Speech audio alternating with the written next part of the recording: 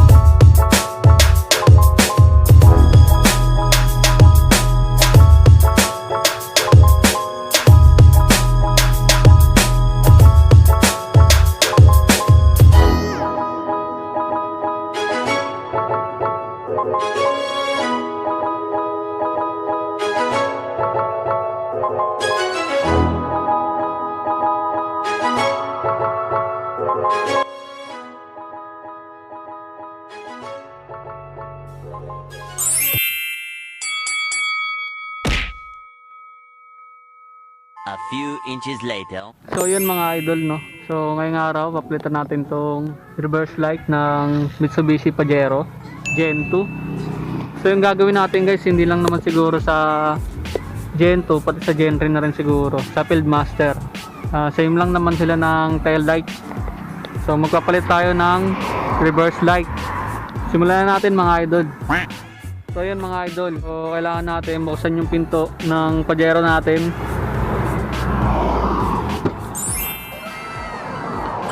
para mabaklas natin itong tail light kasi nandito sa loob yung mga screw. Ayan.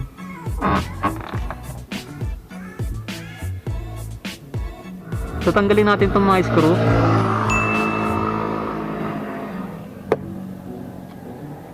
Ayan yung mga screw. So sisimulan natin.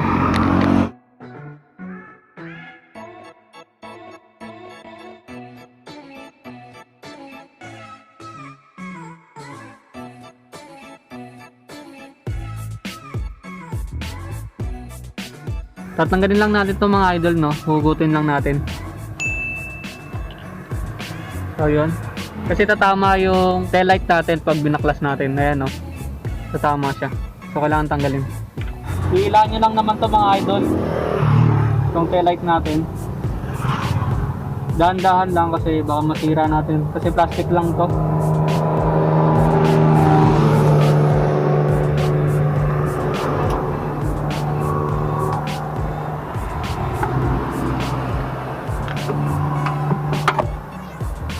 So ayan mga idol, ito yung sa reverse light. Ito yung reverse light nya. So dito yung mga brake light. Ito yung mga brake light, signal light, tapos yung brake light. So dalawa kasi yung brake light na ito, no. So ito lang muna yung papalitan natin, yung reverse light nya. Ito. Dahil stock pa ito mga idol, kulay yellow siya. Sa mga stock na sasakyan. So nagandaan ako ng LED na ilaw na pang reverse. Ito yung itsura niya, no.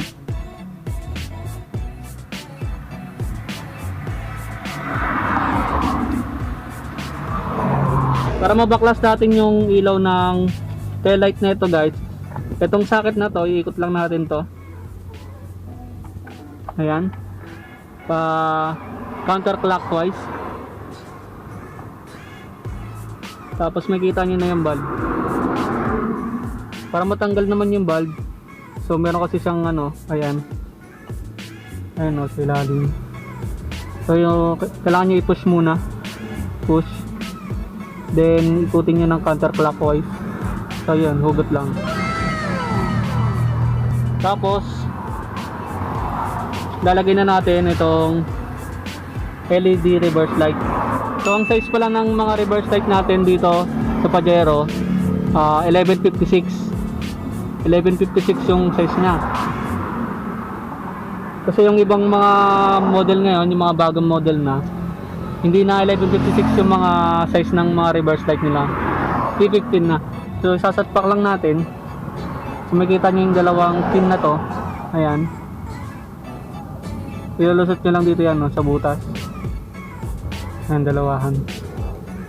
So pag lagay nyo guys, i-push nyo lang, then ikot ng clockwise.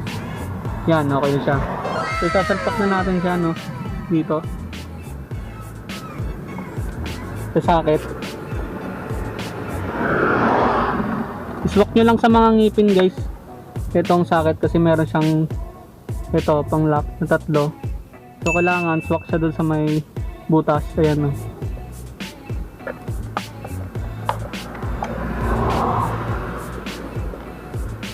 Sa pagpasok ng mga idol, ikot ko lang siya ng clockwise. Yan. So okay na. I-break na natin yung tail light.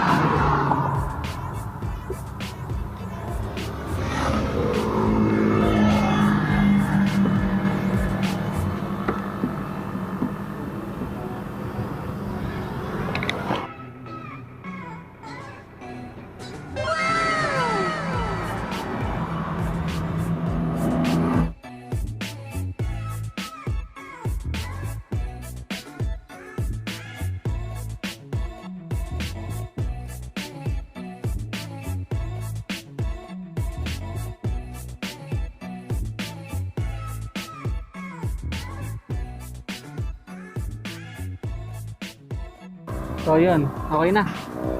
Tapos mga idol, yung dito naman sa kabila, no. So doon lang din naman sa likod ng pinto yung mga tornilyo. Same lang ng mga tornilyo guys, dalawang tornilyo lang. So ayan siya, no. Kailangan nyo lang i-open ng todo tong pinto natin, no, para makita natin yung mga tornilyo.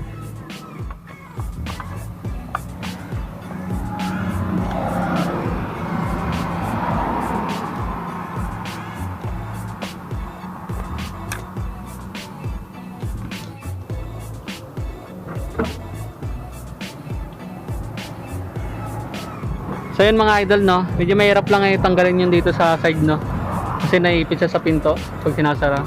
So technique doon, ang gagawin niyo mga idol, itulak niyo muna yung etong mga tinanggalan natin ng tornilyo. Itulak niyo siya palabas para itong side na to lumusot na siya doon sa labas, kasi mahirapan tayo pag una natin binaklas yung nandun sa labas. Ayan po yung sa socket ng reverse light.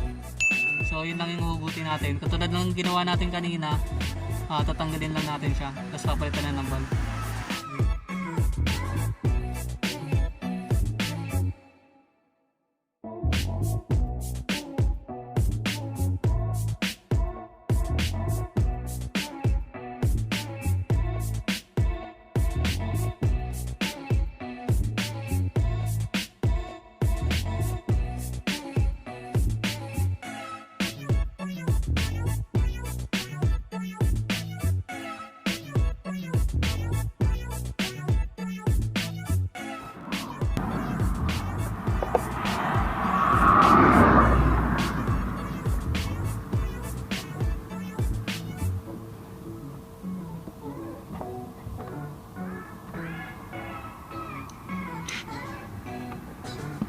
Ayun mga idol, nasalpak natin yung mga tail light natin. Make sure lang na titignan nyo yung dito, no. Ayan, yan. Yung clearance, no, kung fit na siya. Kasi yung iba kasi baka umuwang. Baka may hindi nyo pa na-fit masyado yung tail light. May uwang pa rito, malaking uwang. So kailangan nyo lang ayusin ulit, no. So ganun din sa kabila, no. Check nyo lang din kung merong uwang. Pag ganyan wala na, ayos na yan. So pasensya na kayo ulit sa kuko ko, no. Kasi ganyan talaga tayo pag gumagawa. Hindi maiwasan madumihan yung mga kuko natin. So yun mga idol, no, titesting na natin yung nilagay nating ilaw na LED.